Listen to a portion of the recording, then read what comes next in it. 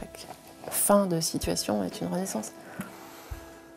Donc peut-être que pour lui, ça va être aussi un coup de booster et qu'il va se relever de ça.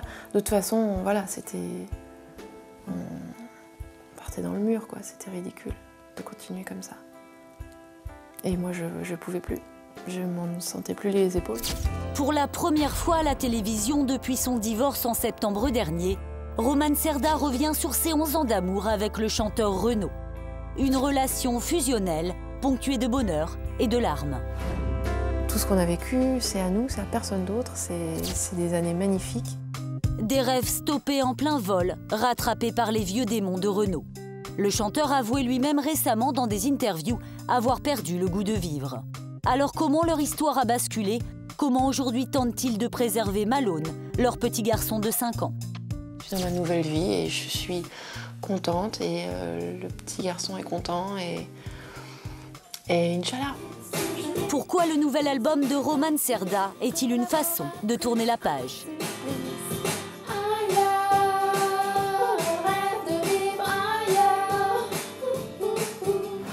Rencontre exclusive avec une femme qui a eu le courage de reprendre sa liberté.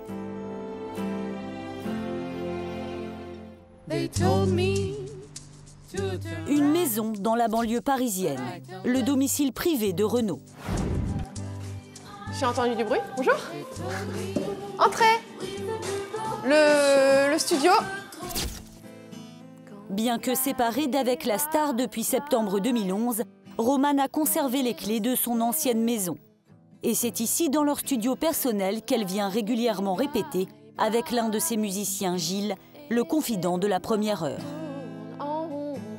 Je pense qu'elle a une force quand même, elle est très forte, hein, Romane, intérieurement. On dirait une petite bonne femme, une grande bonne femme, disons, un peu fragile et tout, mais je crois qu'elle a beaucoup de force en elle. Bon. Très bien. Bah, on va garder celle-là, on va retravailler dessus. C'est ici qu'ensemble, ils ont enregistré le dernier album de Romane Cerda, baptisé Ailleurs. Okay. Bon, on reprend au départ. Tu refais une voix ou pas? Ouais. C'est très important. Dans ses chansons, elle évoque les joies et les peines traversées en 10 ans d'amour et s'adresse directement à Renaud. Et tu vas où quand tu t'absentes loin? Comment ça fait quand tu te plais plus au fond du miroir? Et tu vas où quand tu t'absentes? Des paroles en écho à l'incurable mal de vivre du chanteur, connu pour ses excès. Mal-être, manque d'inspiration et problèmes aux cordes vocales abîmés par le tabac. Autant de mots qui le rongent et qui ont fini par avoir raison de leur histoire. On avait un deal, par exemple. Si tu bois une fois par semaine, seulement une fois, comme ça, voilà, t'es pas trop frustré, mais quand même, bon, tu te tiens, quoi. Et puis en fait, tous les jours où il buvait pas, il pensait qu'à ça, quoi. Et du coup, c'était pas rassurant. Même les fois où tout allait bien, où j'aurais pu me dire, bon, c'est super et tout. Mais j'étais quand même dans l'angoisse de me dire quand je vais rentrer, comment il va être et tout. Après des années passées à croire qu'elle pourrait l'empêcher de sombrer et à espérer pouvoir préserver sa famille, Romane s'est résolue à partir. Je suis très fatiguée de tout ça, quoi. Et je me sens plus la force de me battre pour lui. J'ai déjà le petit garçon, même moi, j'ai besoin aussi de survivre, quoi. Et j'ai pas envie de couler, j'ai pas envie d'être malheureuse, j'ai pas envie de plonger, quoi. Ouais, au fond, l'amour, ça suffit pas toujours. Un constat d'échec et la fin d'une histoire commencée il y a 11 ans dans un restaurant parisien. Une rencontre improbable entre le chanteur alors en pleine dépression et cette jeune femme âgée de 20 ans de moins que lui. Je me suis assise et là, il y a une personne qui était à la table de Renaud qui est venue me voir en me disant Renaud veut vous écrire des chansons. 2 jours après, j'ai reçu un mail. Ça n'arrive pas tous les jours quand même qu'une star comme ça te dise toi, je vais t'écrire 12 chansons. Puis en plus, qu'il me les dise même pas lui-même, hein, qu'il fasse venir quelqu'un et tout. C'était drôle. Mais bon, j'y croyais pas, quoi. Et 2 jours après, je reçois un mail qui parlait pas du tout des 12 chansons. Dès leur rencontre, la jeune chanteuse de 30 ans a dû composer avec les silences de Renaud. Il m'écrivait et moi je lui répondais. Et des mails très enflammés. Et au moment où j'allais le voir, en fait, quand je le voyais, ça avait plus rien à voir. C'était plus le même personnage. En vrai, il était réservé, il parlait plus. Et je lui disais bon ben, enfin je lançais des sujets de discussion et puis il répondait pas. C'était super intimidant comme situation. Romane Cerda s'est lancée dans cette histoire en pressentant qu'elle allait être compliquée. À chaque fois, je me disais bon, il faut plus que je retombe dans le panneau. La prochaine fois qu'il m'appelle, j'y vais pas. Ah non, ça j'y vais plus du tout. Et voilà, j'irai pas. Et puis il m'appelait, il me disait j'ai envie de te voir. Ah bon? Ah ouais? Ah bon? Bon bah d'accord, j'arrive. Il me faisait fondre à chaque fois, alors que j'étais vraiment décidée, quoi. Il était très attendrissant, il était dans sa fragilité, donc moi j'avais envie de l'aider et je pensais d'ailleurs que j'allais pouvoir l'aider. Grâce à Romane, Renaud retrouve la sérénité et l'inspiration. Boucan d'enfer s'arrache à 2,5 millions d'exemplaires, le plus gros succès de sa carrière. Renaud souffre de tous les maux qui accablent ce monde barbare. Il porte les croix sur son dos des injustices les plus notoires.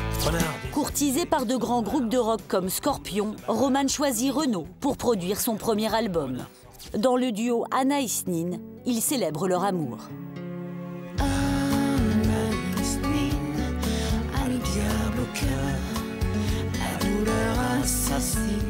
Une période insouciante dont Romane Cerda se souvient aujourd'hui avec tendresse. Comme de ce jour où ils avaient décidé de s'unir symboliquement. Et on était là un été, c'était en Ombrie, en Italie. Et donc on était à la piscine. Et on s'est dit, dans l'après-midi, on s'est dit, tiens, si on se mariait. Donc je me suis fabriqué une bague avec des branches. Et voilà, on s'est mariés comme ça. Et c'est le fils d'un copain à nous qui a fait le prêtre. Ça avait l'air de rien, mais c'était super émouvant en fait. Un mariage qu'ils finiront par célébrer officiellement et qui a scellé leur lien à jamais. J'ai pleuré comme une madeleine. Tout ce qu'on a vécu, c'est à nous, c'est à personne d'autre. C'est des années magnifiques. Et voilà, on continue à vivre parallèlement. Mais voilà, on est toujours là l'un pour l'autre. Moi, je suis toujours là et je serai toujours. Aujourd'hui, c'est à travers Malone, leur petit garçon de 5 ans, que leur amour continue de vivre. Bah, mon petit garçon, c'est mon moteur. C'est avec lui que j'ai envie de faire tout ça, quoi. En fait, ça fait 4 ans, je n'osais pas venir faire de cheval parce que j'ai peur de me casser un truc ou quoi et de ne pas être dispo pour lui. Mais maintenant, il commence à être grand et je crois que je peux recommencer. Viens voir, on monte dessus. Pour cet enfant qui est devenu sa priorité, Romane fait tout pour maintenir le lien avec son père au quotidien. Il dit lui-même, il dit qu'il n'est pas mon père, mais je sais pas. Il n'y a pas de bon père ou de pas bon père. Il est là et il l'aime, c'est déjà bien. C'est énorme. Et Malone, il le sait qu'il l'aime. Après, bon, bah, c'est pas un père traditionnel, quoi, c'est sûr. Romane continue d'aller régulièrement dans la maison qu'ils avaient achetée ensemble, près de Meudon. Voilà un super jardin. Bon, aujourd'hui, il fait pas beau, mais normalement, c'est magnifique. Puis voilà, j'adore cet endroit. Un havre de paix qu'ils avaient choisi pour abriter leur amour, loin des tumultes parisiens. Un grand jardin, une belle maison. Non, c'est magnifique. C'est dommage d'être triste là-dedans. Car c'est ici que Renaud a été rattrapé par son mal-être. Un mal-être qu'il évoque alors dans la presse en décrivant cette maison comme un mouroir. Je m'étiole, je meurs à petit feu loin de Paris, de mes potes, de mes petits bistrots. Des propos qu'il démentira plus tard, mais qui suffiront à faire passer Romane Cerda aux yeux de certains, pour celle qui lui a volé sa liberté. Ouais, l'injustice, ça fait mal quand j'entends que c'était quoi, qu'il était séquestré ou je sais pas quoi. Non, il y a eu des trucs comme ça. C'était pas ça, parce qu'il bougeait tout le temps, il mangeait pas jamais à la maison, il a mangé. Il était tous les soirs et tous les midis dehors. Et puis, non, c'était pas... Ça m'a blessée parce que je me dis, mais quand même, c'est dingue, moi je suis hyper cool, enfin ça va. Aujourd'hui, comme pendant les périodes les plus noires de son couple, Romane est une femme qui refuse de se laisser abattre. Elle continue à s'entraîner 2 fois par semaine avec un coach dans la salle de boxe qu'elle avait fait installer dans leur ancienne maison. T'es en forme? Ouais. Alors aujourd'hui, Ready. aspiration, remise, anticipation. La boxe comme exutoire et une volonté farouche de s'en sortir. Voilà. Plus fort. Ça aide à se tourner vers l'extérieur et à se vider, quoi, à vider ses idées noires et à se tourner vers autre chose que son petit soi-même, quoi. C'est pas mal. Ça va finir en dédommagement, regardez. Hein? Madame Serdar, hein? Hop, crochet gauche. C'est pas vrai. Si, si. Et pour aller de l'avant, Romane a pu compter sur le soutien de Lolita, sa sœur de 23 ans, qui a toujours été là pour elle dans les moments difficiles. Donc voilà, on changeait les esprits, on allait au ciné, faire du shopping, enfin faire des trucs de filles pour penser à autre chose que ce qui se passe à la maison, qui n'était pas forcément facile. Une complicité sans faille unit les 2 femmes. Et c'est à sa sœur, qui est photographe, que Romane a confié la réalisation des clichés de la pochette de son dernier album. Un album dont les textes ont été écrits entre autres par Boris Bergman, une grande signature de la chanson française qui a su mettre des mots sur sa souffrance. Oh, Boris. Salut ma puce. Ça va? Et toi? Ouais, ça va très bien. Installe-toi, je vais te faire un petit thé peut-être, non? Quand elle découvre les paroles de la chanson « Oh, tu vas où quand tu t'absinthes », Romane devient blême. À un moment, j'ai dit oui, tu t'absinthes, etc. Elle m'a dit, mais est-ce que tu sais que c'est la boisson préférée de Renaud? Et j'ai dit non, je ne savais pas. Ça m'a même fait peur. Au début, je me suis dit, oh là là, mais si je chante ça, qu'est-ce qu'il va dire? Qu'est-ce que mon mari va dire? Il va le prendre pour lui, c'est évident. Et comment il va le prendre? Est-ce que c'est pas trop trash et tout ça, quoi? Un nouvel album résolument optimiste et empreint d'une gravité légère, à l'image de Romane. Et un titre évocateur, Ailleurs.